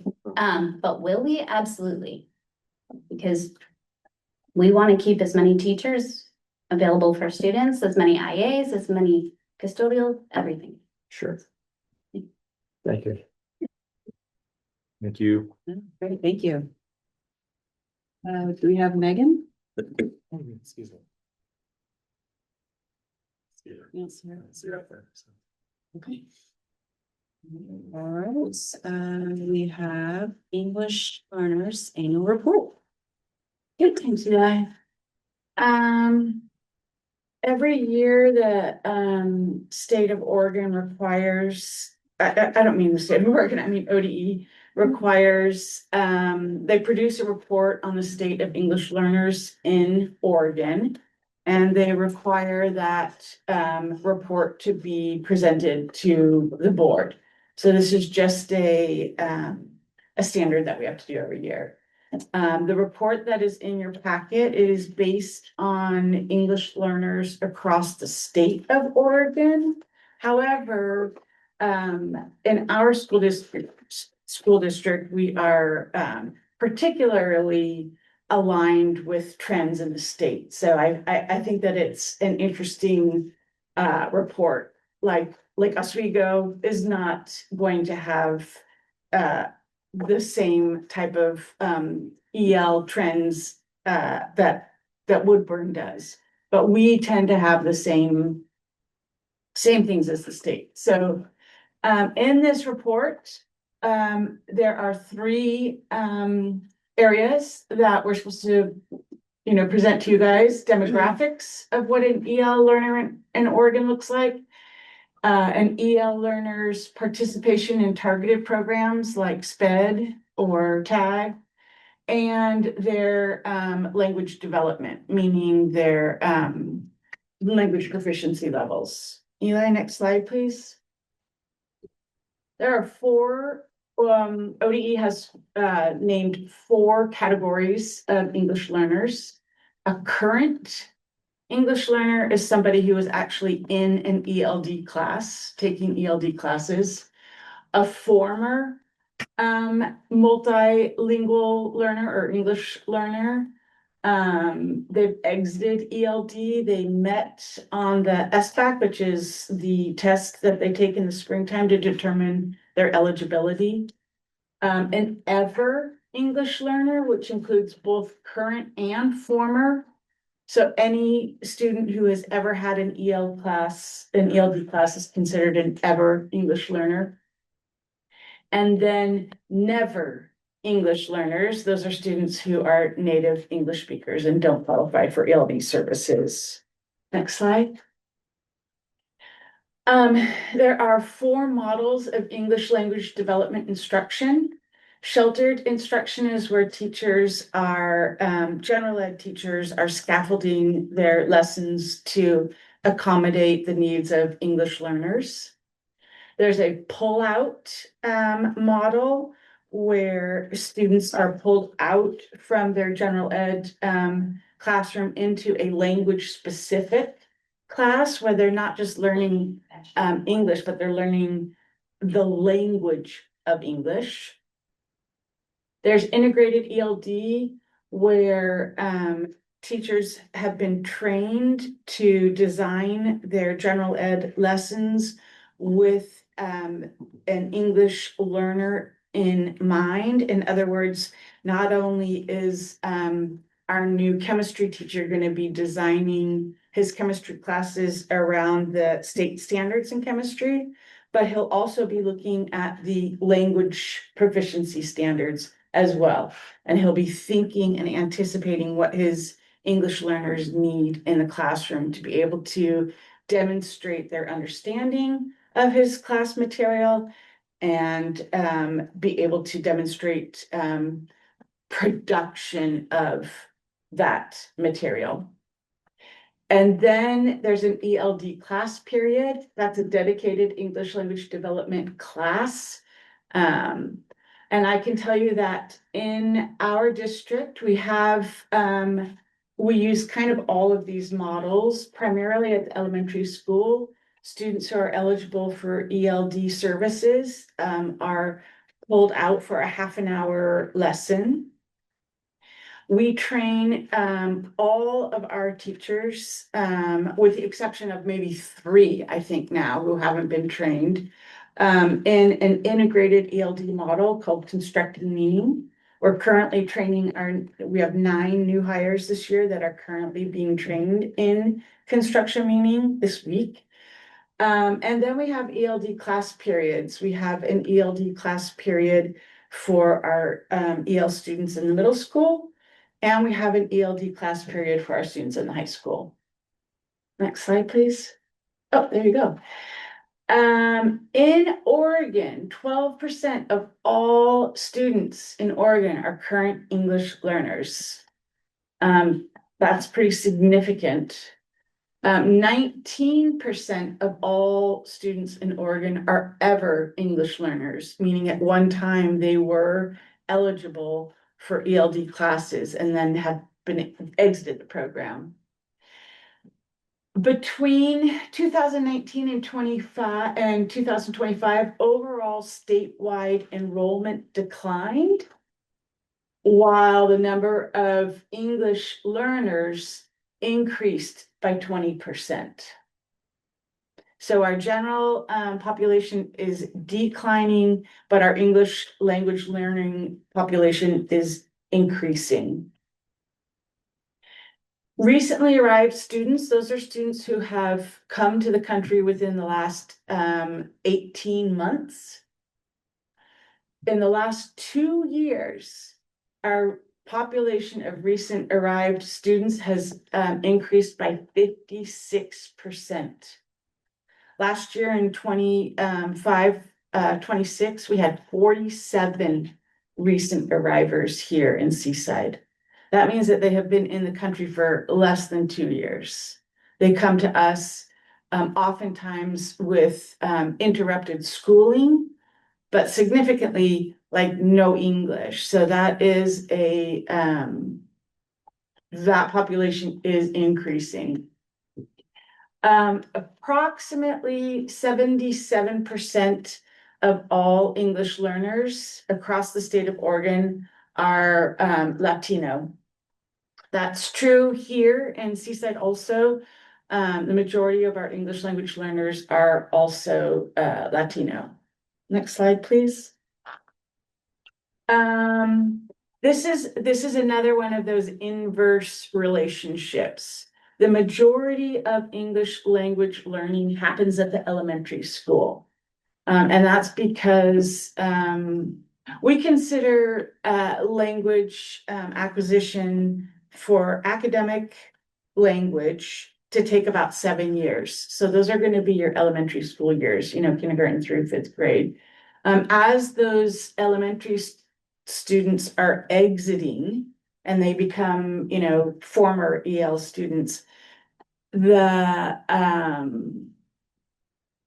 are fewer and fewer students in middle school and then in high school that remain in ELD classes. By grade 8, current ELs in Oregon only represented 46.8% of ever ELs. And then by high school, that number decreased to just 36%. I will tell you this, you'll be able to read this in your report, that EL students that are in high school still, so that 36%, they are more likely to have lower attendance. They are more likely to not have a plan for post-graduation, and they're also more likely to not graduate. So that is like when we're talking about what's a focal group that we are paying attention to in this school district, that's a group that our leadership team is paying very close attention to. Next slide, please. 38% of ever English learners experience economic disadvantages compared to just 30% of never English learners. And there's some parity there. That is not terribly disproportionate. 19% of current English learners receive special education compared to 17% of never English learners. Again, that was one of those discrepancies that for a while there, a lot of our English language learners were being erroneously identified as SPED, but we're really on a course correction with that. So again, those numbers are looking a little bit better. I think I already said this, as grade levels increase, the percent of current English language learners on track to proficiency decreases from 62% in elementary school who are on track down to 27.9% in high school. Again, that's a focal group that we are very interested in. Long-term current English learners made up 22.5% of all current English learners. So a long-term English learner is a kid who's been in ELD since kindergarten, and they're still in ELD in 10th grade. Jeff was saying just a minute ago that ODE won't release 25-26 numbers to the public because they're not confirmed yet. And so so I can't release yet what our anticipated ELD numbers are for this year. We won't know really until October 1st when we have our ADM reports, but this is what we had last year. Last year at the elementary school, we had 105 ELD students. At the high school, we had 41. At the middle school, we had 41, and at the high school, we had 61. a large reason why we had so many in high school was because of our high number of recent arrivers. A lot of times our recent arrivers show up as like 16-year-olds and they come to high school. And so you can see that the number of former ELD students in high school is quite a bit higher than elementary. You know, that's that trajectory that they're on. And then, yeah, So we're at 25% of ever based on total Mhm. student population to the state's 19%. mhm, Right. So a little bit higher. a little bit higher.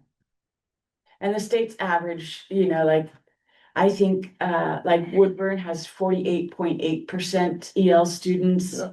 And, you know, there are 51 districts in the state that have no ELD students out of 197 districts, so that's an average. That's interesting. But I do think that our school district reflects the general trend.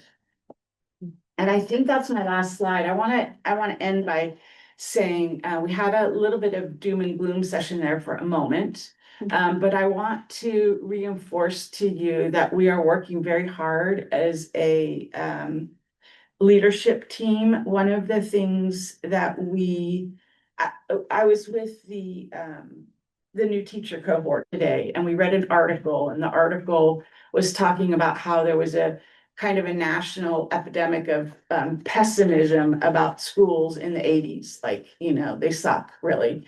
And then some research started coming out in the early 2000s to the 2010s that said, actually, you know, when teachers are effective, schools they are successful. And then there was a lot of research put into, okay, what makes those, what are the schools that are successful? What are they doing that's effective? And so a lot of research was put into that, meta studies. And the framework of instruction that we adopted, that you guys have heard a lot about, and you've heard us sending people to Marzano trainings for the last 3 years, that research has proven that there is a path to success, and that path to success is through each individual classroom teacher. And that's the work that we are doing with our team. And then another thing that Wendy and Julie, the two principals, have really kind of spearheaded this year is this focus on a collective school environment. So I think that, yeah, there's work to be done, but we have been doing really good work. Our numbers really are increasing in terms of academics. Our focal group numbers really are looking pretty good. And so I just want you to know that, yeah, we're looking at it. We're working really hard, and I feel super optimistic about this district. Any questions? I know everybody's tired. Oh, thank you. No, I just want to say thank you. Appreciate the Yeah. optimism. Yeah. Yeah. Okay.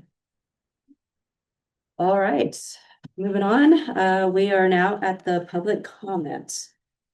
So the meeting will now be opened to receive public comment. We value the time and initiative members of the public take to share their thoughts with the board. The board's role during public comment is not to immediately respond, but to listen. If follow-up is necessary, we will direct our superintendent to do so.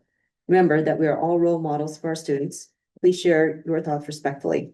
Should any public comment include complaints regarding a personally identifiable staff member, the board chair will direct the speaker to the proper administrative processes found in board policy KL public complaints. Speakers will have 3 minutes to express their thoughts. All right, no public here. Anyone online?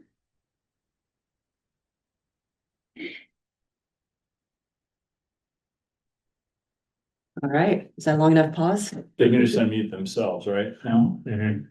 Yes. Okay. Let's move on.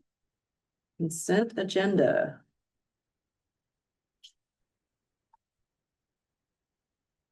I move to approve the consent agenda as presented. Second. All right, we have a motion and a second. All in favor to approve the consent agenda, say aye. Aye. Anyone oppose? All right, consent agenda carries.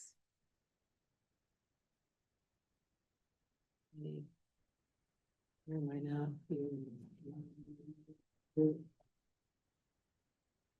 All right, we've got action items. Okay, first action item, Jeff Roberts. Rescinding. Yeah, the- right. So I guess my question to you is, does there need to be a motion before I make comment about No, this? you can, give your report, Sure. give information. Thank you. So, what you are going to see is an action item tonight is a request to, rescind the, operating levy, resolution to, seek the operating levy in November. And I want to add a little context to why that is, here tonight. And I think there is no doubt that, as a school and as a community, we were disappointed that the resolution was not, and the operating levy was not renewed, and to take effect in the 25-26 school year. As I learned more about what,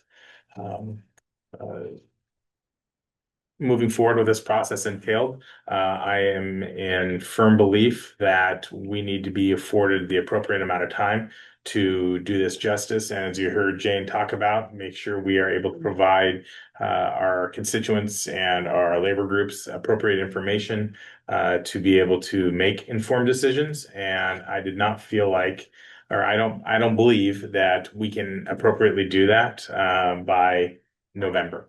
In addition to that, we would not realize the revenue until the 27-28 school year either. And so I would rather take our time, put together, from a school district standpoint, the information that folks are requesting and are needing to make an informed decision, and consider the potential for looking at this at May election. So clarifying question, regardless if we did this in November, if we still would not see it till the following school year. So whether we do it in November or May, we wouldn't see it until, okay. That is correct. And it is, and it is no longer a renewal in whether it was November or May, right? And so this is a new operating levy. So other than time, what are some other conditions that you think the May would make it more conducive to support this? And who else have you talked to about that? Yeah, I have, I've met with the superintendent in Neoconi, who they most recently passed an operating levy down there. And he was able to put me in touch with some folks that help support that, and that were advocates, and they do this professionally, and made a very strong recommendation that May was a more appropriate time for us to put together the information that folks needed.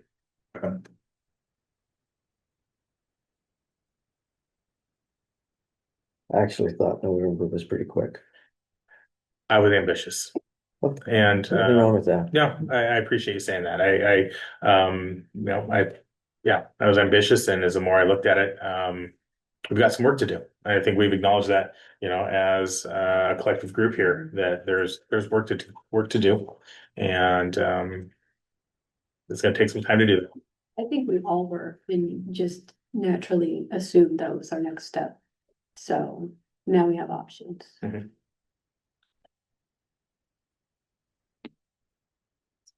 I move to rescind the 2025-2026 board resolution number 7, calling for a measure election to submit to the electors of the district for a local option levy tax in November 2026.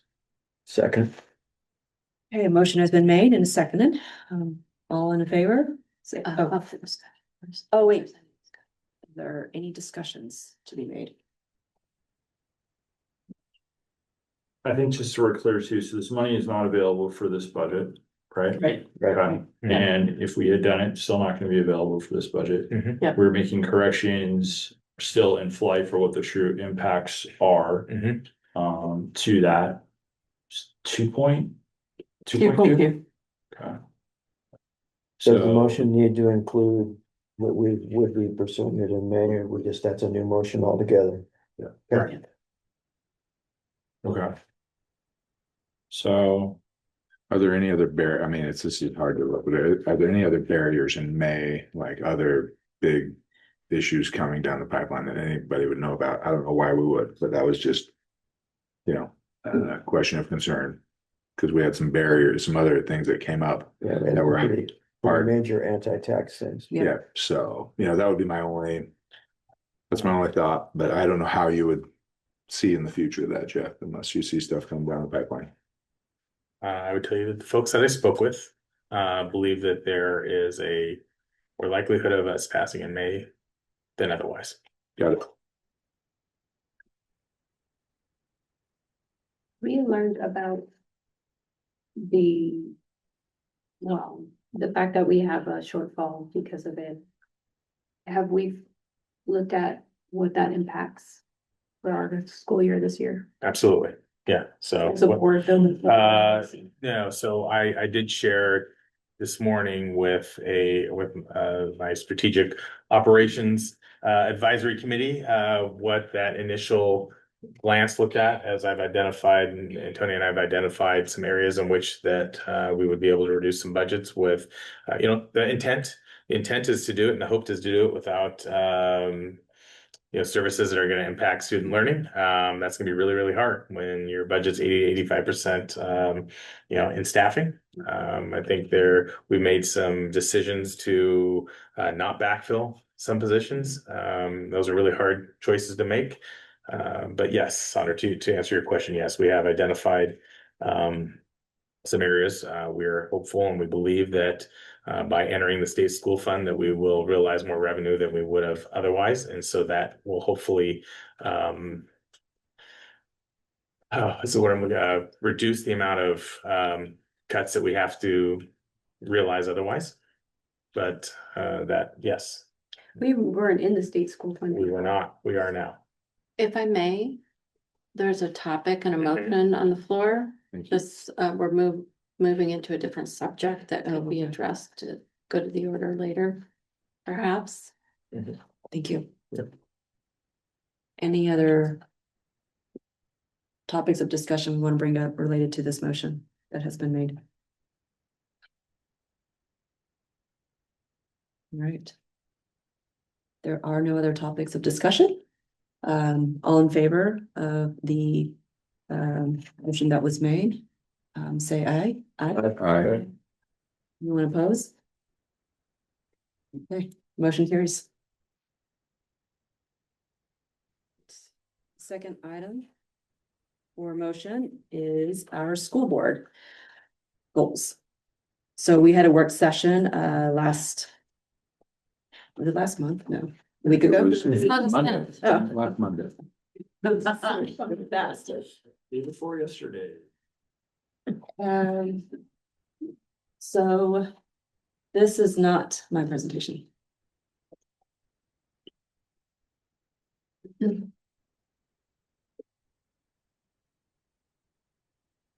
So I can speak to it. So what I did was I culminated the work session into a two-page presentation, just to simplify what we discussed, so that anyone in the public can understand what we are doing. And then I can present to Jason and Coral how we came to the conclusion of what we came to.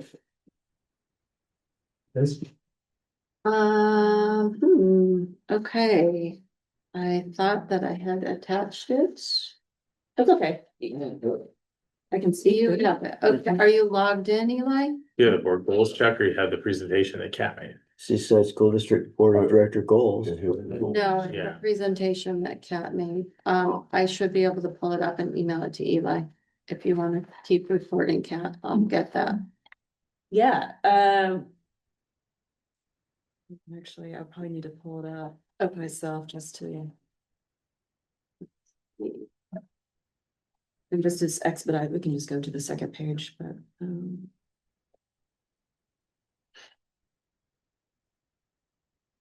Well, thank you for putting your presentation together, Kat. That's awesome. sorry, okay. Well, actually, we'll go to the first page. To explain. Okay, Goes. Eli, I'm sending it now. Just gotta plug in.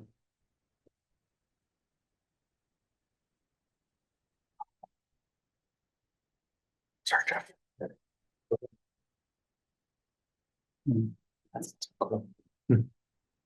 So I'll talk through the first one. So Kristen Miles came, she's with the OSBA and helped us create these goals. She first started out by just letting us know what board goals mean. And so the purpose of a board goal, as she defined it at our work session, was to focus on what the board is doing in its governance role to support district priorities and ensure accountability. The what is typically including at least 2 measurable professional development goals, such as improving board operations, monitoring data effectively, and supporting superintendent success. And then the responsibility of the goals that we've created is the board, right? It's developed by the board to strengthen its capacity to lead and govern effectively. So then, oh, right. I guess I can talk about it. So we have a lot of goals out there. We have superintendent goals, we have board goals, we have a strategic plan goal. And what she did was she pulled up our strategic plan goal that was from the previous year. We are due for a review of our strategic plan goal, but we can utilize this as a basis. Oh, there it is. To build on the goals that we have. You can go to the second page.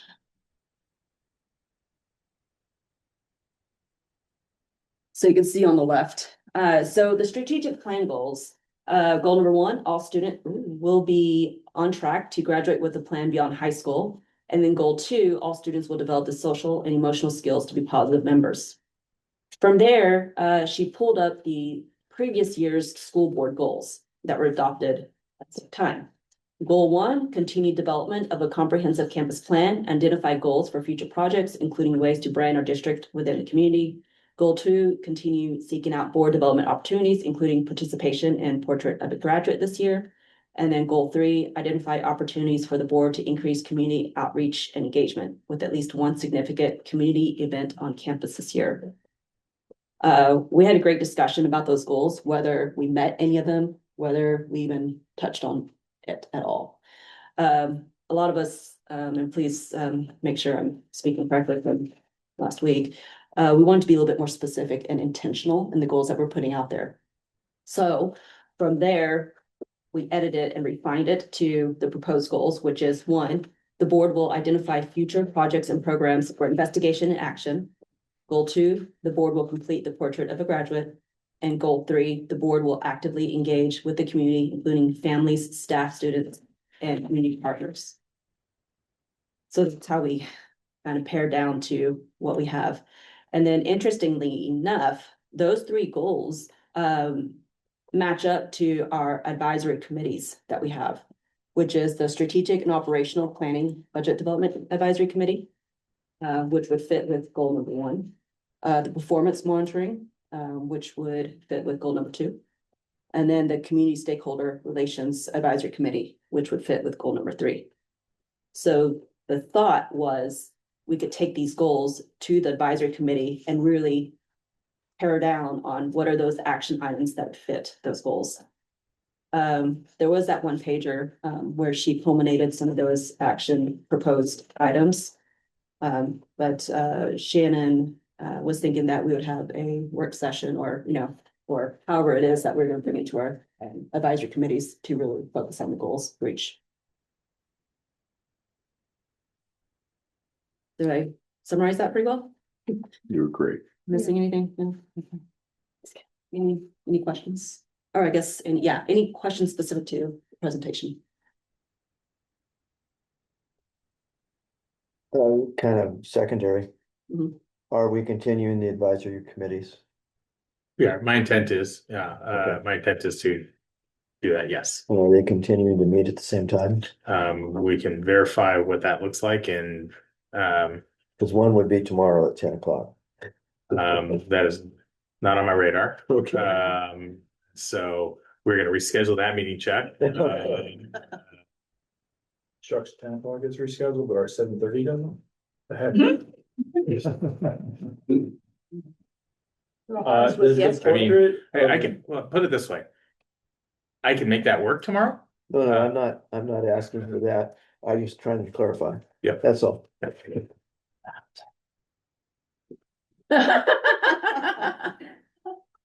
Does the portion for Oh. graduate happen to match up with any of the ODE like metrics and?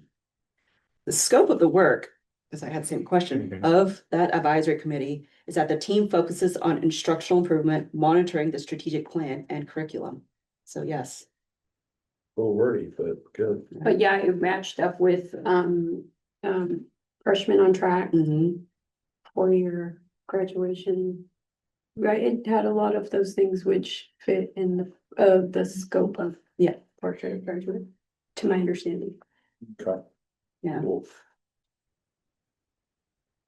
All right. Anybody want to make a motion? I love making motions. I move to adopt the 2026-2027 school board goals as presented. Second. All right, a motion's been made and seconded. Any other discussions related to the motion? Right. Then all those in favor? Say aye. Aye. Any opposed? All right, motion carries. Great. Board reflections announcements. The only thing I had down was a reminder about the breakfast, which Jeff already reminded you about, so I think we're all set. Okay. Do we want to talk about, I think this is the time when we talk about the state funding transition. Should we bring that up? Is that okay? Is now appropriate? So this is We- just we- informational. We. Information. Sure, Yeah, Right. informational. Do you want to if, explain? if the the change? superintendent is prepared and. Um, Yeah, Or, that's good. I don't know. I will do my best. We have been notified that we have entered the state school fund. My understanding as to, and Tony, please interject at any point in time where I may not add clarity or may not be accurate, so I'm gonna do my best here, is that, I did put you on the spot. that's okay. I'm gonna do my best. That historically, our revenue from local sources exceeded the state school fund. And so we were in a position along with 2 or 3 other school districts in the state, maybe 4 total in the state, that were able to maintain local revenue as our exclusive, in addition to federal grants and some state grants that we got, but our primary revenue was driven by local revenue from property taxes, timber revenue. I'm not sure what else is included in that. Local option levy, common school fund, things like that. Okay. Yeah. So my understanding is that as the state school fund has surpassed what we would receive as a local entity or as a staying outside of that. And so we are now switched into the state school fund. In this particular year, we have the potential to realize more revenue than we would have otherwise. The challenge, right? That's the pro. The challenge with that is now ADM in our district is more important than ever. And so that means not that we didn't always want every single student in this school, but we're going to certainly have to be more mindful of taking all the steps to ensure that our enrollment stays stable. We have to be mindful of students coming and going from this district and the policies that potentially would impact that. We have a policy of not having students transfer into the elementary. That is correct. K-8. As it stands right now, you are correct. Right. Which Yeah. we would benefit from if Yeah. that was not the policy. I would just note that we did not have this item on the agenda tonight, so I wouldn't get too in-depth in conversations because no one was made aware of that. Yeah. It would be Mhm. discussed. Yes, it was just a follow-up from the question It's that's such on an their important body. topic though, so how do we get the opportunity to discuss? on our Agenda for next time. It wasn't even in my Yeah. awareness that. I have This another was the general situation. question, if I can go that far. We'll try. If we would pass the local option, Would would we not, fall back out of the, my understanding is that the local option does not affect whether or not you're in the state school fund. Is that? Partially, but, Okay.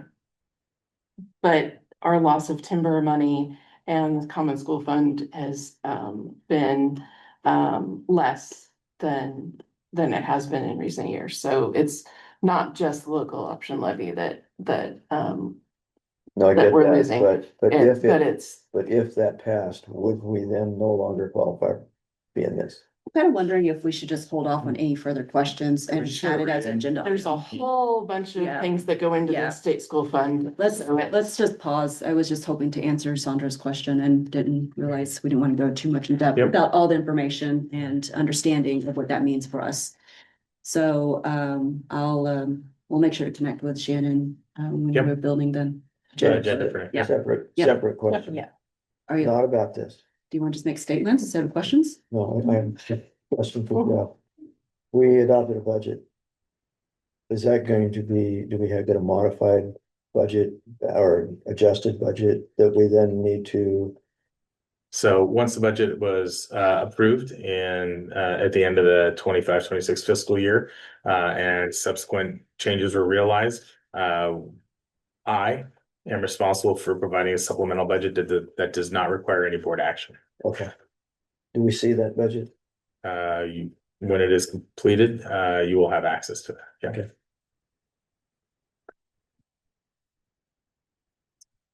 Are we still in the board? What was it, highlights or spotlights or? Yeah, board reflections. Sorry, yeah. Board sorry. reflections Yeah, I and got ahead of announcements. myself. Yeah.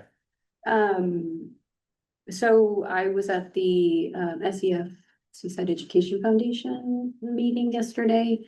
And just want to report a couple things. One, they've had their 1 year. I know we talked about that, but we haven't talked about it publicly. They had their 1 year anniversary on August 11th, so they've been a foundation for a year now. Super excited about that. They continue to talk about it, get information out at the farmers markets. And they're going to continue to do that for the rest of the farmers markets. They're looking at more ways of getting that information out there regarding the Seaside Education Foundation, as well as the Performing Arts Center, in which their first project is that they're working on. So we're just trying to get creative in ways that we can get in different places, maybe like Arts Walk or, you know, in different publications. And I believe they are looking at possibly connecting for open house and future opportunities. So I just want to report on that great things are happening with that organization and moving forward with, you know, building that Performing Arts Center and performing that long-term foundation. That's exciting. Yeah, super exciting. Thank you for going to that meeting, Sandra. Yeah. I would just like to thank Ella for speaking up, and whenever she feels free to speak up, you do so. We need your input as a student, so it's very important to Very all of valuable us. Yeah, information too. extremely. The So, perspective of the testing. That was great. Thank Yeah. you. just want to make sure that we want to hear you. Okay.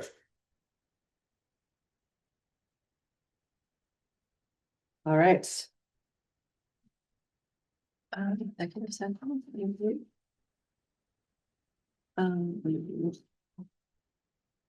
All right. The board will now meet in executive session held pursuant to ORS 192.660 to consult with counsel concerning current or possible litigation. Representatives of the news media are allowed to attend. All other members of the audience will be moved to the Zoom waiting room. Representatives of the news media are specifically directed not to report on any of the deliberations during the executive session, except to state the general subject of the session as previously announced. No final decision may be made in executive session. At the end of the executive session, the board will return to the open session and any waiting participants will be readmitted to the meeting. Right. Moving to gavel. Are we paused on recording?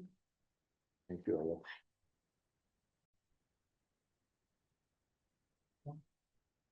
We're live? All right, we are back from the executive session. There are no additional action items on our agenda, so this meeting is adjourned.